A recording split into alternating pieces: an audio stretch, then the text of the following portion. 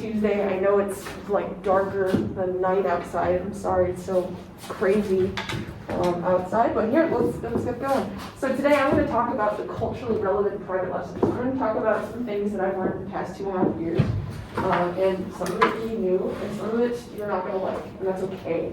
What I want to do is just offer new ideas and new perspectives for teaching in the private lesson setting. And then also how we can apply these things to ensembles and things outside of private lessons. And I'm going to talk pretty specifically about oboe, but this can apply to other instruments as well.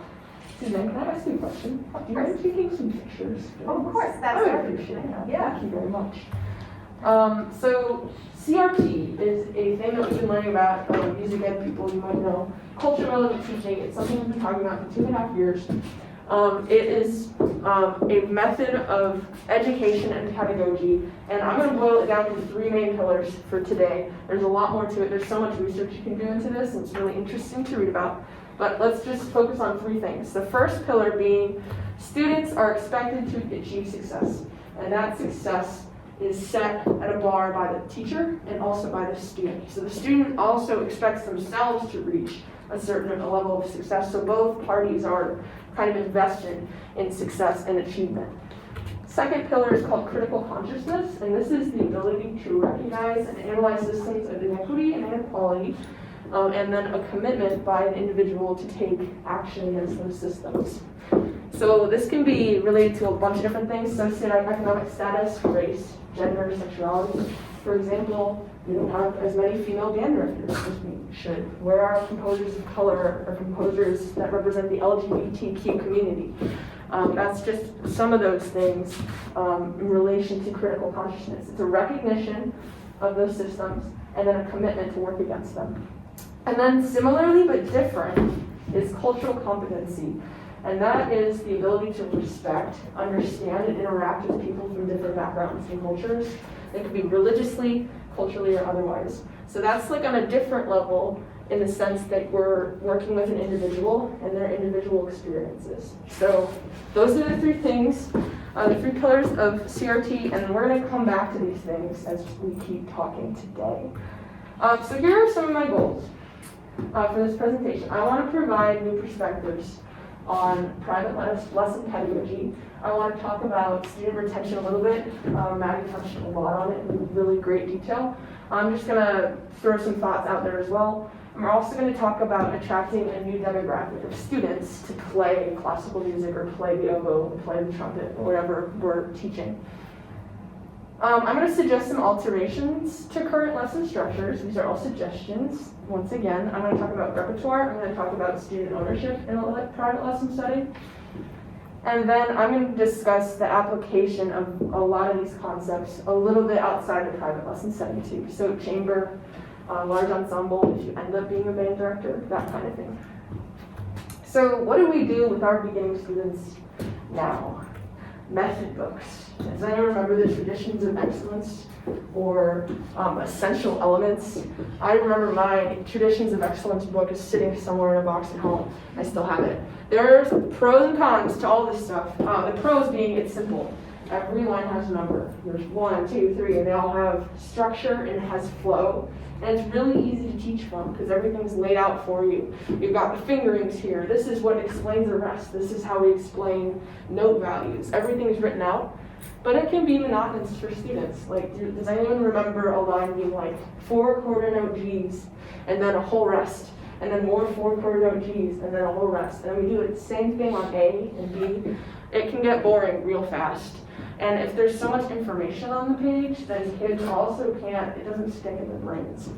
They're like, oh my gosh, this is so much, I can't really retain it. So that's why trying to learn theory and notes and reading music all at the same time can be a lot. And there are some folk songs that are in these method books that have problematic histories. And we have not always talked about those histories, and the books especially don't talk about those histories. So it's really good to understand where they're coming from, and kind of consider if you want to be teaching those things. Scales.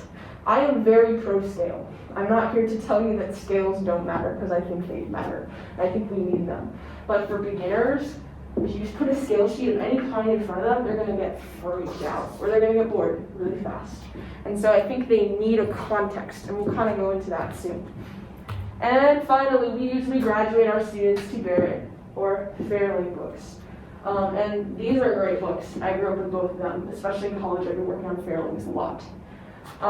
They're good foundational rep. They've got a lot of great things in there. It practices fundamentals that we're like forcing ourselves to do. We hate those octave jumps, but we're doing them anyway because it's in the etudes.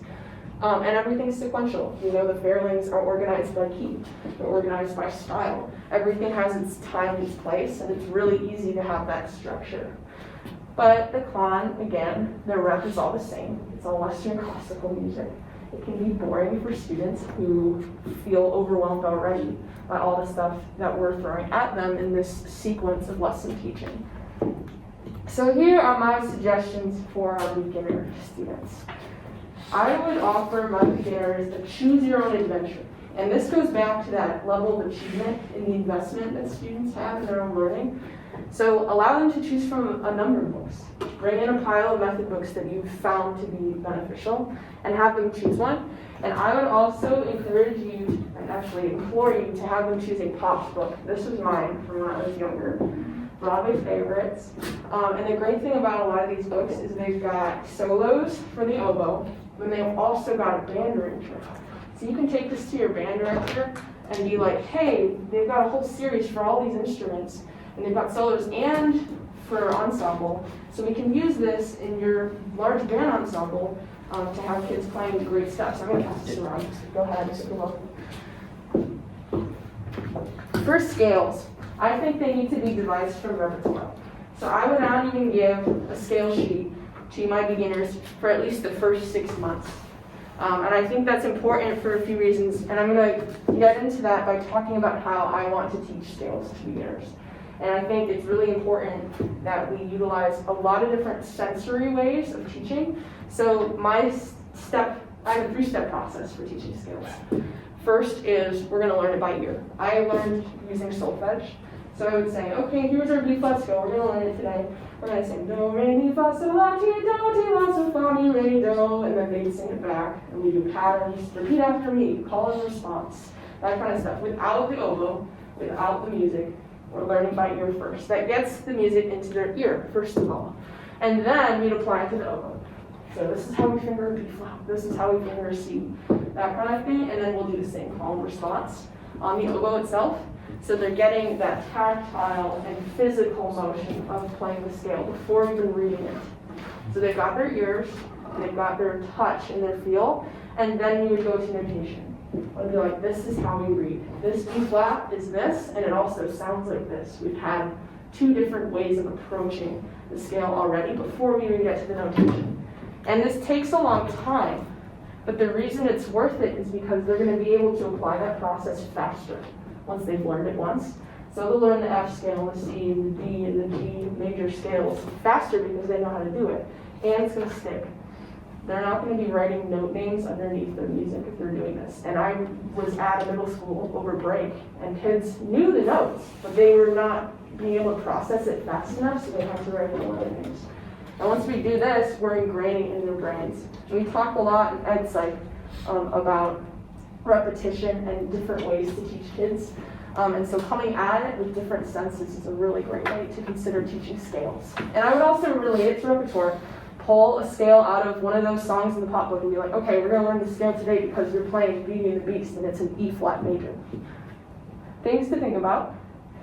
And this is a claim that might make some people upset, and that's okay if you don't agree with me, but I would only teach my students the Barrett and the Fairley if they're asking for more, or they're asking me, can you give me something to play? I really want to play this.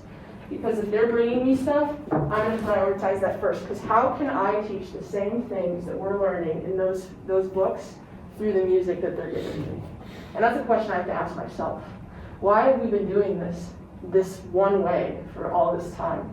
What can I teach out of that little book over there that I, have been using these books to teach for all the time? And so it's a question to consider and to sit with as we keep going here.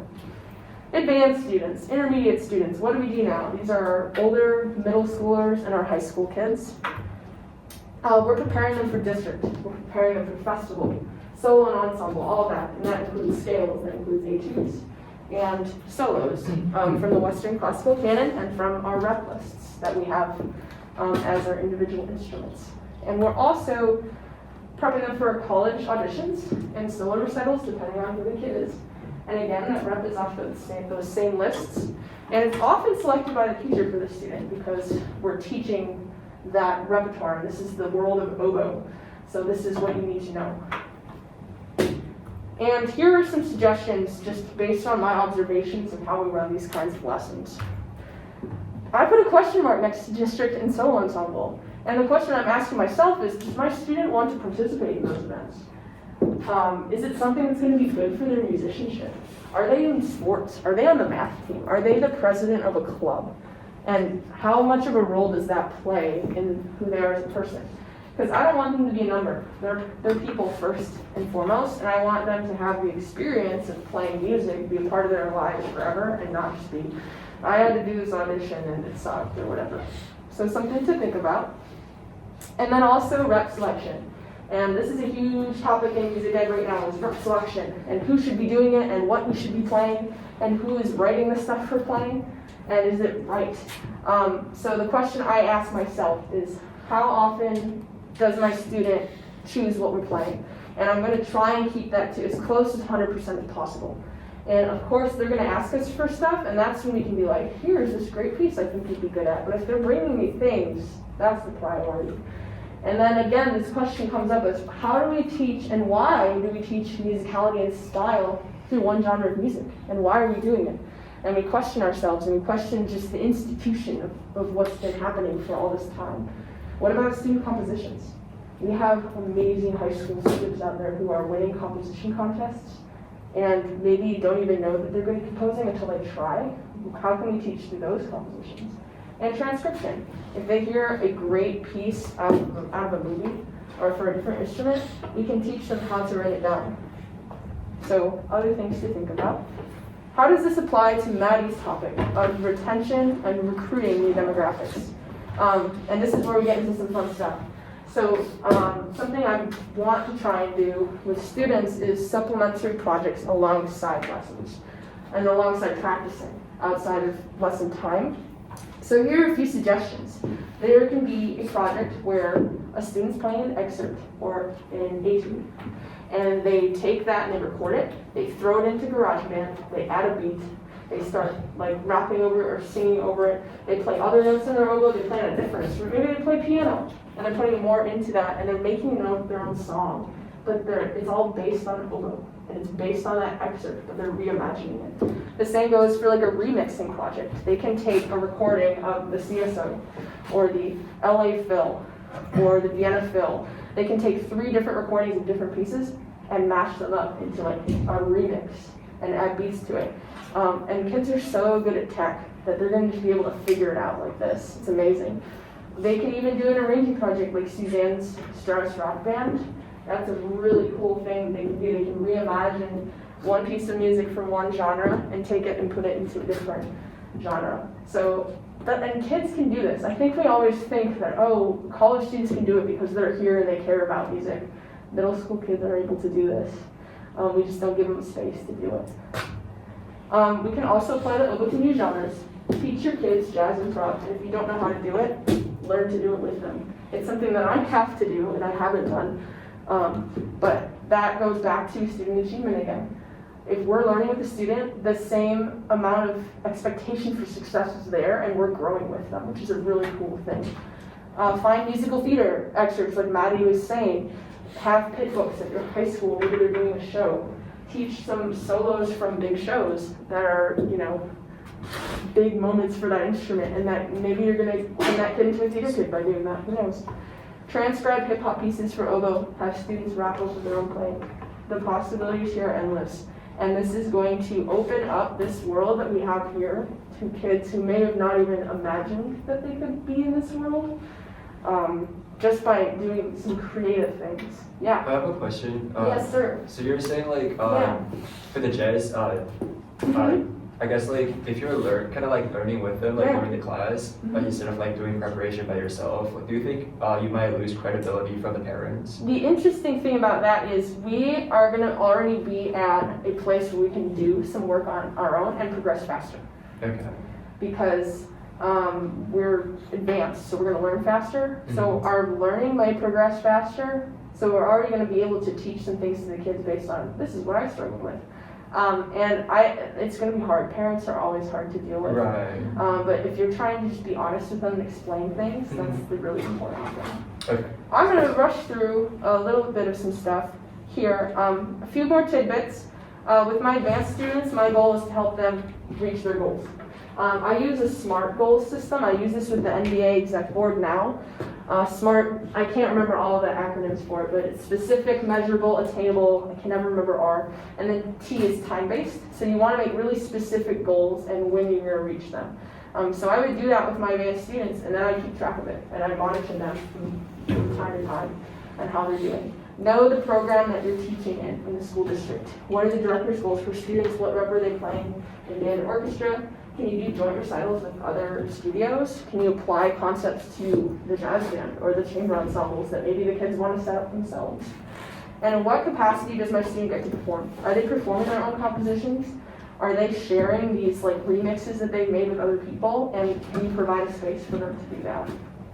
Here is my proposed lesson program for this summer. And this is my flyer I'm going to be sending out to people locally. My goal is to keep kids playing. That's my main goal. Because what happens in middle school is they end the school year and the instrument goes under the bed and they don't see it again until September. And the rep is going to be what they choose because we're just there to have fun and we're there to jam. And if they need suggestions from me, I would obviously give them those. I'm going to adjust their fundamentals through the music that they're playing. And a lot of it's going to be posture or hand placement or embouchure, things like that. And as long as we keep them consistent in those things, they're going to keep going. And if I have enough kids, we'll do projects, we'll do arranging, we'll do duets, mini jam session bands, that kind of thing. Just kind of got to see what your students are interested in. So here are a few final thoughts. Teaching is hard work. Arranging and transcribing, learning jazz improv, that kind of thing, it takes time and it takes work and it involves discomfort. And I'll tell you, like the first couple of years being here and learning music ed stuff made me uncomfortable. I was like, oh my God, I'm so used to this concert band world that we live in, and I'm okay with that. But then I became okay with the larger world too. And I think that's really important to just challenge yourself to feel that discomfort. And also to realize that every student's different. So students may respond to the type of lesson teaching we grew up with, but sometimes they need more, they need some different instruction. That goes back to cultural competency. Each student's an individual with a different background, so we have to treat them like that. And don't be afraid if you don't know the answer, because there are people out there who know the answers. So ask for help. And sometimes it means asking your student for help. And that's okay, because I've learned a lot from my kiddos over the summer in bike camp, which have nothing to do with music, but I've learned a lot about life from them. And I think if we do that, we're training the world, the new world for the next few decades of these kids who are going to be better than we are. And it's just really exciting. So thank you so much for being here. Any other questions for me? Yeah. This is less of a question and more of like a comment. Yes, sir. So this is just focusing in on a very like brief bullet point that you had on one of your slides. So you mentioned like ILMEA, like Right. Competitions, Yes. and like I'm just going to talk about ILMEA because that's right. what I'm familiar with. Absolutely. I think that I'll go back to this. ILMEA can and things like that, like district and state, can be great teaching skills. But I think the question that a lot of band directors should ask themselves is, are they doing it for them or are they doing it for the students? Because I went to a school, I'm very grateful that I did, where we had like ILMEA auditions, but anybody could audition, and a lot of students who were like maybe like third clarinet in the Right. lower band. They auditioned for ILMEA just because they wanted to. Or we had, my senior year, we had one student who was learning drum set for the first time, and then he auditioned for the jazz band. And he didn't make it, but like, It was he, an experience. yeah. Yeah. And then I've talked to people from other schools where ILMEA was treated as like such a huge deal. Yes. Like Right. like there was auditions to audition. It was just like a huge deal. And like they had large amounts of people make it, but was it for them or was it for their teachers? And that is a question we ask a lot about, why are we choosing the rep? Are we doing it so I can look good and play this piece because I want to play this piece? And that's a great question as well. And it depends on school size, because IMA does limit the amount of kids that you can send. And so sometimes they do have to hold auditions because there are kids that are interested. But then the question becomes, is my private lesson teacher more interested than the kid is? And so that's why I'm offering a lot of these ideas, is because if we can change our narrative, we're going to be able to give the kids more choice in what they're achieving in success. Yeah. And I actually have a question. Yeah. So what if, like, when you're dealing with the student, what if the student's goal is different from the parent's goal? Like, in that case, who would you listen to? Student. Absolutely. What if the parents like, then I want that them to is achieve where, more, that and is you're when we not- get into, that's a hard thing. I don't want to say you lie to parents, because it's not true. Oh, really? Okay. But we are able to have a student-teacher relationship Mhm. and our parent-teacher relationship, and those two things are very different. And it's okay that they're different, but we can be honest with them, and then they also have the choice to say, I don't want to take lessons with you anymore.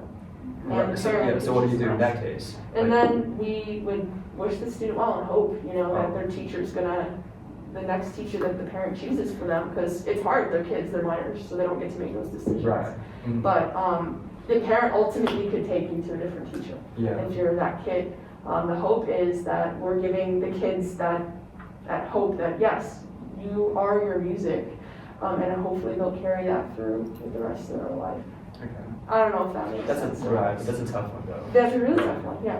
Did you have a question, It Jojo? was more so of a comment going off of Yeah. what Joe had to say. Yeah. Something that we did in my high school is Right. that we had an honors program within Yep. the band. I did too. And if you placed on the board, or if you had a good audition in the first place, getting Yep. into the band, they put you in this honor system, and only those people were able to go to ILMEA. And I did not find that very fair. Yeah, they did that. That's my system too. Yeah, I mean, in terms of the numbers, it's super, I understand, but when it comes back down to what we already discussed, the student should be able to. And a lot of kids don't want even know what it is if they're not part of it. Exactly. So I feel like that's another thing as a band director, you have your conversation about what is this state thing? Mhm. And, and we boil it down, it's a title. It's things that people put on their resumes, so. Caitlin, did you have something? Yeah, so with the alternative rep and right. agents and everything, Mm-hmm. it kind of, correct me if I'm wrong, but it kind of sounds like you're replacing the old rep with that. And I wonder if there's room for more of a hybrid situation, like an and situation. Well, that's instead of definitely what I'm saying. or. Okay. It's the sense that I want kids to have this form of discovery and creativity and not shove it down their throat. If that makes sense. So if they have things to be bringing to me, I'm gonna say, yeah, let's do that. And then when they have stuff that they run out of stuff to bring to me, that's gonna be like, this is what I have to bring to you. And then again goes to that equal level of success. So I want them to be the first ones to kind of show me who they are before I do that, especially the beginners. Because when they're kids, they're gonna be so enthusiastic. And if we can tell them yeah, that fun book is your homework, we'll be like, what? That's my homework, that's my practicing, I get to play on my fun book. Yeah, it is. And sometimes they don't last with it either, but they're more likely to last if we're starting with the fun stuff and we're showing them that music is the reflection of themselves and part of their team. But I'm not suggesting we replace it at all. It's just a matter of order, how young they are and what their interests are first. Yeah. Cool. That makes sense. We are kind of at time now. Yeah. We want to make sure we get everyone out in a timely manner, but keep these conversations going. It doesn't have to stop here. So thank you both so much.